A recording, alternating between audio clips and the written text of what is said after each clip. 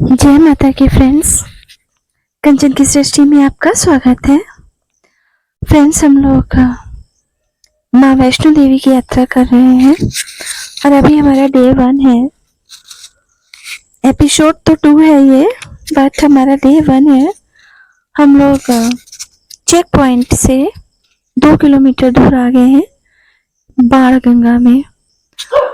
बाण गंगा की महिमा ये है कि जब भैरवनाथ और माता रानी का पीछा कर रहा था और माता रानी त्रिकुट पर्वत पर भाग रही थी, तो यहाँ पर हनुमान जी मिले माता रानी को और माता रानी ने उनसे कहा कि मैं गर्भ जून में 9 महीने रुकूंगी, तब तक के लिए भैरवनाथ को यहीं रोक लेना, पहरा देना आप।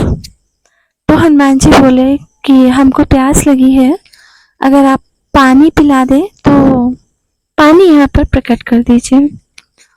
तो माता रानी ने धनुष बाण से बाण मार करके माँ गंगा को यहाँ पर प्रकट किया था, इसलिए इसका नाम बाण गंगा है। एक और कहानी चलती है कि जब माता रानी ने प्रकट कर दिया था, उसके बाद में यहाँ पर माता रानी ने अपने बाल भी धुले थे, तो इसको बाल गंगा भी कहते हैं।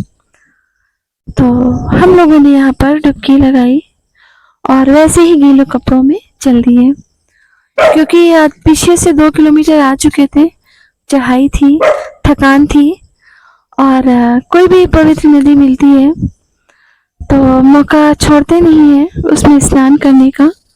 इस वजह से हम लोगों ने डुबकी लगाई और लगाने के बाद में अपनी यात्रा को आगे प्रारंभ किया।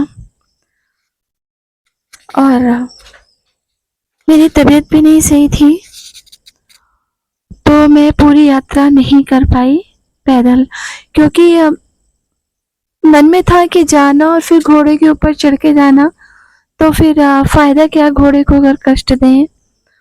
और लेकिन मैं चढ़ ही नहीं पाई, बहुत तबीयत खराब हो गई थी।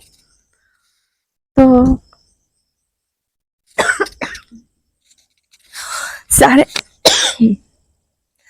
साढ़े 3 किलोमीटर तो हम चढ़े थे और थोड़ी आगे 2 किलोमीटर के थोड़ा सा आगे यहाँ पर पड़ता है चरण पादुका मंदिर, तो वहाँ के दर्शन किए और इसके बाद फिर आगे बढ़े।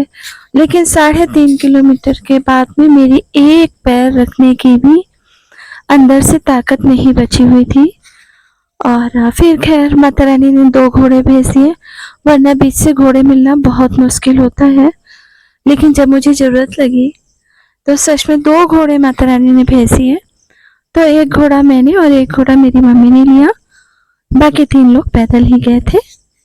तो घोड़ा ले लिया, लगेज जो ज़्यादा हैवी था वो हमने रख लिया और दोनों घोड़ों में, और हम लोग निकल गए और वहाँ जा कर के इंतज़ार किया उनका कि वो लोग पैदल आराम से आ जाएंगे। तो जब तक यहाँ आए थे हम लोग, ये अर्धकुंवारी है, जब तक यहाँ आए थे तब तक रात हो चुकी थी। तो बस खाना पीना खाया हम लोगों ने और यहाँ आकर के लेट गए। हमको डॉर्मेट्री नहीं मिली थी, हमको कोई रूम बुक नहीं हुआ था, क्योंकि हमारी तैयारी बनी ही थी 15 दिन पहले। टिकट्स वगैरह मिल गई थी लेकिन रूम नहीं मिला था, तो पता था ओपन एरिया में ही सोना है। और सो रहे थे यहाँ पे रात के 1 बजे, बंदरों की फौज ने आकर के हम लोगों का सामान चेक करना शुरू कर दिया। और फिर नींद खुली, जस्ट मेरे ऊपर ही बंदर बैठा हुआ था, ये जो जाली देख रहे हैं आप, इसी के ऊपर। तो डंडे थे साथ में हम लोगों के, तो फिर खैर भाग तो गए, लेकिन कुछ दूर जा कर के बाकी सबका सामान चेक करने लगे। तो बस फिर क्या था, हम लोगों की नींद खुल गई, बस बैठ गए नींद जब खुल गई। तो उसके बाद में फिर बादलों की फौज आ गई और हम लोग बादलों के बीच में हो गए, बैठे थे शांत, नीचे का नज़ारा देख रहे थे कि ये बंदर पूरी तरह जाए तो हम लोग सोए। लेकिन ऐसा हुआ नहीं। नीचे का नज़ारा बहुत अच्छा लग रहा था। और इस नज़ारे के साथ साथ थोड़ी ही देर में ये देखिए बादलों ने ढक लिया। ऊपर पूरा मंदिर ढक लिया, नीचे पूरी जगह जो हम देख रहे थे पूरा ढक लिया बादलों ने। और हम बादलों के बीच में, बादल आ रहे थे, दिख रहे थे, जा रहे थे, दिख रहे थे। लेकिन फिर बादलों से बर्दाश्त नहीं हुआ, तो उन्होंने कहा अब उठ ही गए हो तो थोड़ा सा नहा धो लो। तो बस बादलों ने नहलाना शुरू किया। आगे थोड़ा सा एक हॉल पड़ता है, लेकिन जब हम लोगों ने देखा था तो हॉल में एकदम जगह नहीं मिली थी। लेकिन जब बारिश हो गई तो फिर शेड चाहिए। पहले तो एक होटल में हम लोग बैठे रहे, क्योंकि वहाँ के होटल 24 आवर्स खुले रहते हैं।